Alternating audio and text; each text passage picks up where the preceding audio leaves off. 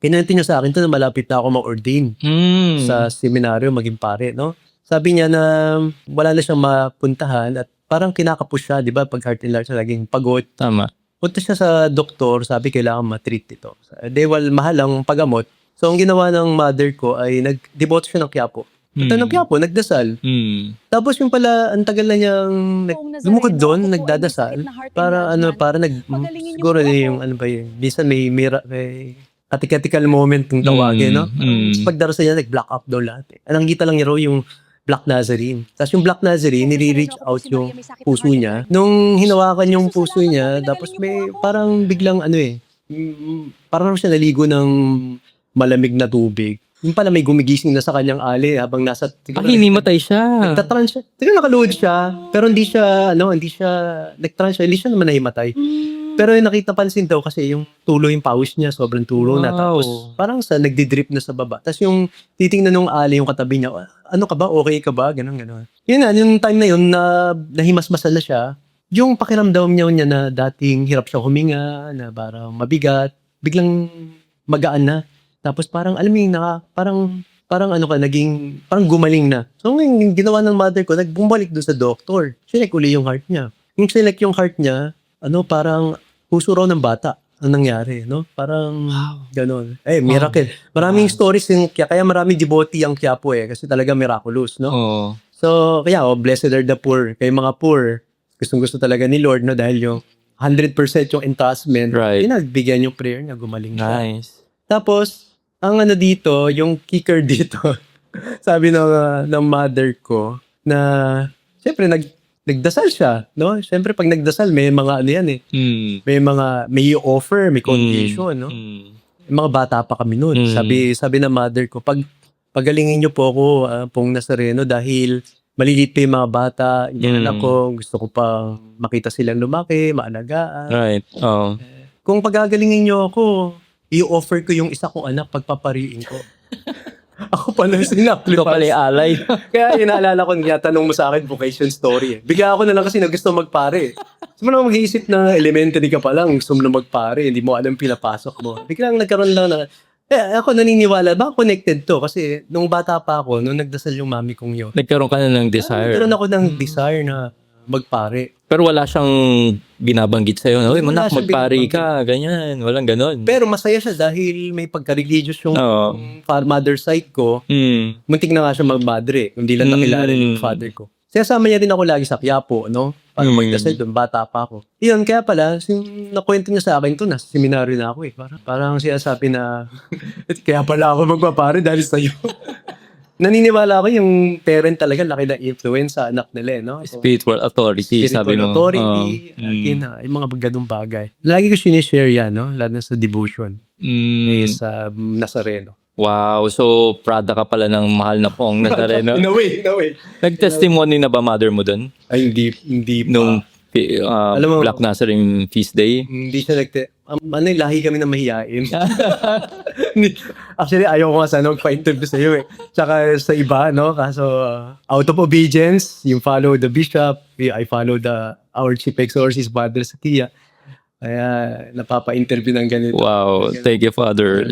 Isang malaking karangalan yung Father. Hello mga ka-faith, Father Adrian Milag here. And today, ini-invite ko kayo na maging part ng aking supporters group dito sa aking ka-faith community, dito sa ating online evangelization na ginagawa. Pwede kayong maging supporters through Patreon. Sa Patreon, dito ilalagay ko yung mga face-to-face kong interview at mga online interview at magkakaroon kayo ng unedited early access dito. Sa Patreon, ang unique dito, pati yung face-to-face interview ay i-upload natin dyan na unedited.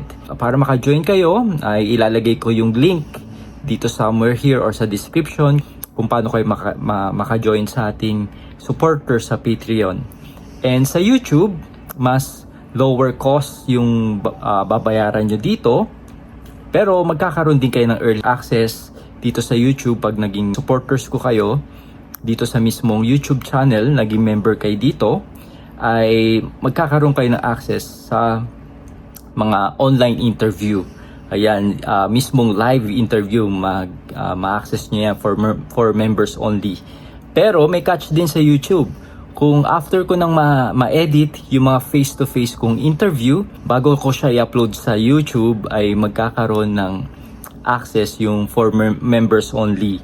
Ayan, so siguro mga 1 day ahead or 5 hours ahead, mapapanood nyo kagad yung interview na yun bago ko siya i-upload sa public. Para maka-join kayo sa YouTube bilang supporters, ay merong button dyan sa baba ng video na to kung saan pwede nyo i-click para maging members kayo dito sa YouTube. Siguro marami nagtatanong, Adrian, kala ko ba lahat ng content mo ay libre? Bakit may supporters? Di ba may bayad yan sa Patreon at sa YouTube?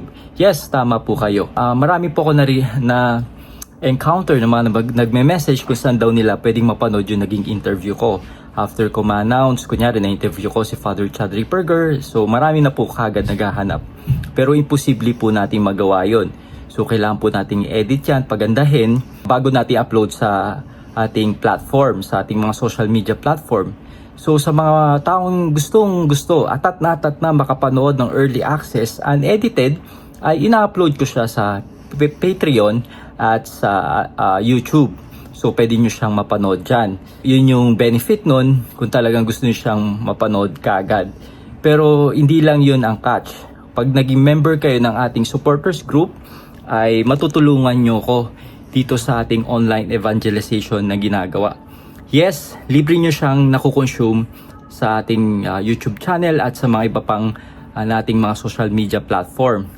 Pero, tandaan po natin yung ginagamit natin sa mga software, yung cameras, and yung time, yung effort, pupunta natin yung mga guests, ay hindi po libre yan. 'Di ba sa panahon ngayon, ang mahal na rin ng gas.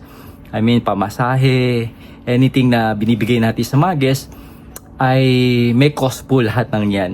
So, pag naging member po kayo, naging supporters ko kayo, ay matutulungan nyo ko dito sa ating ginagawang online evangelization at magiging part pa kayo ng ginagawa natin. At sobrang nagpapasalamat ako in advance kung kayo ay magde-decide na maging ating mga supporters dito sa ating online evangelization na ginagawa.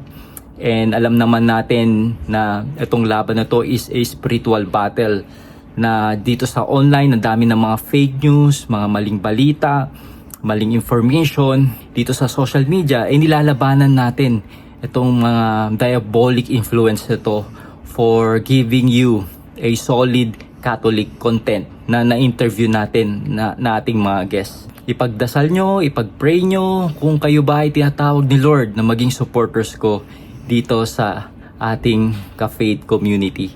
And kung wala ka naman capacity na maging supporters ko, ay syempre yung dasal mo ay enough na para sa akin. Please pray for me and for this ministry na patuloy nating itong magawa.